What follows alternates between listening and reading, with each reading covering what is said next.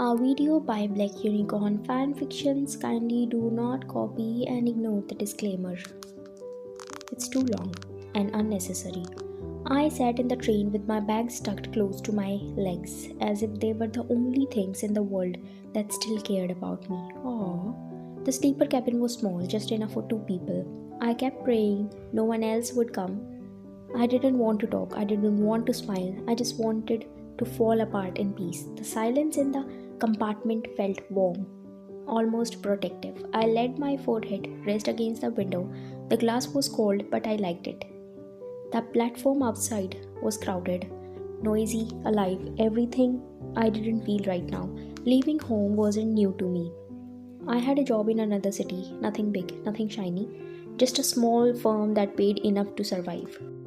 Returning home for New Year had felt like a good idea then. Maybe they would be happy to see me. Maybe they would ask how I was doing. Maybe they would finally look at me and actually see me. But hopes break faster than glass.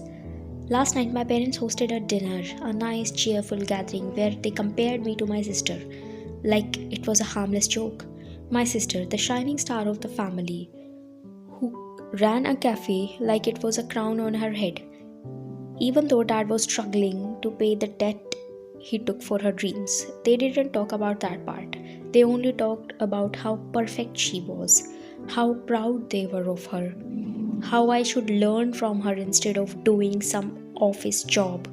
I laughed along with their jokes because that's what I always do: smile, stay quiet, pretend the words didn't bruise. Pretend it wasn't the thousand remembered that they never wanted another daughter. That I had come into this world already in the wrong place. But the night had another surprise for me. He asked me to talk privately, the boy I had liked for 4 years. My family friend, someone I had finally confessed a few days ago. After gathering courage I didn't know I had, I texted him about my feelings. My heart had never felt lighter. And tonight he looked at me in the eyes and said, "You ugly." That I was so average looking to match his standards. Average. I think that word hurt me more than anything else. The train gave a soft jolt, pulling me back to the present. People were still boarding, conversations floated around me. Luggage thumped, someone laughed, somewhere far a child cried, and I sat there, wishing desperately that the seat opposite mine would stay empty so I could let the tears fall without pretending to be strong. I wanted to cry for the girl I had tried so hard to be. I wanted to cry for the girl no one had ever chosen. I wanted to cry because for the first time I was truly leaving home, not just the house. I closed my eyes. This train was taking me somewhere quieter, somewhere softer, somewhere I could finally exist without shrinking. The train doors close. People settle. Footsteps approach the cabin. Wyan keeps her head low, hoping whoever it is choose another seat. But the steps stop right in front of her. When she looks up, her breath pauses. International playboy stands there with a bag slung over his shoulder, hair slightly messy with the winter wind. He used to be the college heartthrob, the boy everyone talked about, the boy she had always watched from far away, never close. He gives a smile, surprised smile. "Hey, Wyan, right?" Wyan freezes. She never expected him to know her name. Forget recognizing her. Yes, hi. She quietly wiped her tears, thinking he didn't notice. Jungkook sits on the opposite berth, placing his bag down gently. "Didn't expect to see you here. You remember me?" He laughed softly. "Of course I do, Chameli. But I am Wyan. But we never talked. You were the only girl in the class who didn't confess to me. Everyone else did." A small smile tugged at his lips. "You kinda stood out. I didn't think you would notice someone like me. Someone like you?" "Wyan, you were the quiet one, the soft one, the one who listened more than she spoke. Trust me, people like you are very hard to miss." Silence sits between them and parted. Jungkook studies her face a little longer. If he had studied English this much, he wouldn't have gotten 3 out of 100. You look different today. Just tired. No, not tired. Sad. Do you want to talk about something? Juggly, gossips. It's silly and personal. We have got a long journey, and I am a good listener. She looks away. Her throat burns. He waits, quiet, patient. Something about his calmness feels safe.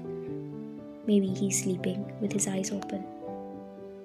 I left home today. My family. They have never really liked me. Last night was just worst. They compared me to my sister the whole time. They were so proud of her and so embarrassed of me. And someone I cared about for years said I am too average for him. So I just left. I didn't want to stay another day pretending everything was fine. Jungkook's expression softens in a way she has never seen on him.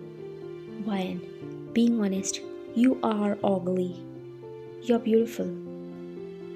Don't say that just because you feel bad. I'm not. You are beautiful in the way most people don't understand anymore. You don't pretend. You don't chase attention. You don't bend yourself to impress anyone. You have this softness around you. The kind that feels like a warm cup of coffee after a long day. Cold day. You are feminine without forcing it, gentle without being weak, and honest with yourself. Even when the world makes that honesty feels like a curse, trust me, Ryan, average girls don't carry this kind of peace in them. Jungkook tried to romance her, and it started working. Why? Why are you being so kind to me? Because author wanted it. Because someone should be. And because you deserve to hear the truth for once. She lowers her gaze, trying to steady the storm inside her. His words sit gently in her chest, like a blanket finally placed on shivering shoulders. The train continues its slow, steady journey. But inside the small cabin, something shifts, something softer, something warm, something she hasn't felt in a long time. The train lights dim, a little as evening settles outside the window. The sound of the wheels become the Chanda hai tu mera suraj hai tu. I can't sing because copyright issues. Jungkook kept on looking at her nostrils, the way her finger tremble, the way her shoulders stay tight even when she tries to relax. He shifts a little closer. Wyan, you should sleep. I don't think I can. Then just rest. You don't have to force anything tonight. He sat beside her and stretches his hand towards her. Hold my hand. Wyan, look at his hand. Like it's something fragile. Slowly, carefully, she places her fingers in his. Now come here. He taps his shoulder lightly. Rest your head. It's okay. She hesitates. Dumb girl. But his eyes are calm, comforting. So she slept. Finally leaning forward, she lets her head fall onto his shoulder. The moment she settles, Jungkook exhales softly, like he was holding his breath all these years. He adjusts his position so she can be more comfortable. His arms brushing against her. I hope I'm not heavy. You are perfect. Chuta. Liar. Within few minutes, her breathing evens out. Sleep finally catches her and spanked her. Jungkook looked at her peaceful face and started counting her open pores on the cheeks. His thoughts come slow, deep, honest. I always wanted to be close to you, Wyan. Back in college, I noticed you more than I ever admitted, but you never looked at me like the others did. You just looked at my peaches, not my handsome face. You felt too real. Too soft to be touched by someone like me. If we were together back then, maybe you wouldn't have gone through all this alone. Maybe I could have protected you from all the hurt you never deserved. He lifts his free hand, hesitates to choke her. He gently pecks her forehead. This entire soft, heart-melting train story, Wyan wrote it in her fantasy journal. In reality, she was not on any train. She was sitting on her living room couch at bhuto ke time, midnight, wearing a t-shirt, looking homeless. She lives in a rented apartment with Jungkook, the college heartthrob, the walking international playboy who was scared of girls except her. He doesn't consider her as a girl. They weren't dating, they were best friends. They had started living together to save rent. Total strangers then, but besties now. And because Jungkook was the only boy she was close to, every time she wrote a fantasy story for fun, the male lead magically became Jungkook. Tonight's story was just one more addition to her hopeless romantic delusional collection. Wan stuck out her tongue and continued writing. Her diary sat on her lap, pages covered with soft trains, soft men, soft forehead kisses. The bathroom door suddenly opened. Then came Jungkook, freshly showered, towel on his neck, damp hair dripping, smelling like the expensive body wash that belonged to Ryan. He spotted the diary immediately. "What are you doing?" Homework?" "Studying? Are you Namjoon? You should sleep." He narrowed his eyes. She clutched the diary closer. It was over. He snatched the diary. "Oh, a secret diary. Don't mind if I do." He opened, his eyes widened, then he laughed. "You made me sit on a train, give you a forehead kiss."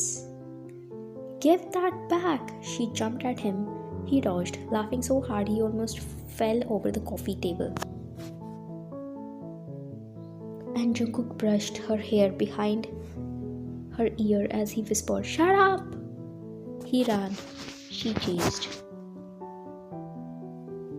Finally, Jungkook turned around, grabbed her waist mid-charge, and tackled her to the floor gently. He strangled her hips, one knee on each side, holding both of her wrists above her head with one hand. "What?